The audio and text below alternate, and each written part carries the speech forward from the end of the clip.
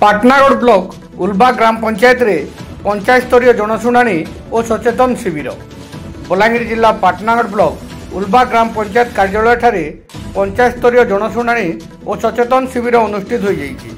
Patnagarh video Maneka मेहर जोगदे ग्राम पंचायतवासी अभियोग शुणा सहित विभिन्न सरकारी योजना विषय में जनसाधारण को अवगत करैथिले।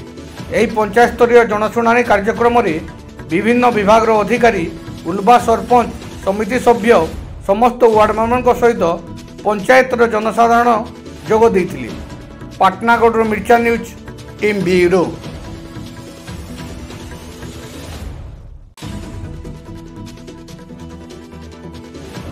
देखुन आज फास्ट टाइम गोटे पंचायत की ग्रीभेन्स रे आसी लोकंकर माने ग्रीभेन्स किसी नाइन बहुत खुशी लगुच। पंचायत बहुत भल से चली मात्र 3टा मुई पाइछे एनआरजीएस गाई गुहाल पेमेंट नहीं हेबार बोलिकी लोक मैंने अभियोग देइछन। सेटा आमे इनक्वारी करी प्रायोरिटी बेसिस रे नेमु से विषय के आउ गोटे ग्रीभेन्स आसी गोटे बंधर माटी उन्नतीकरण आउ बंकोद्धार लगी सेटा भी आमे रिजल्व करवा लगी निहाती चेष्टा करमु।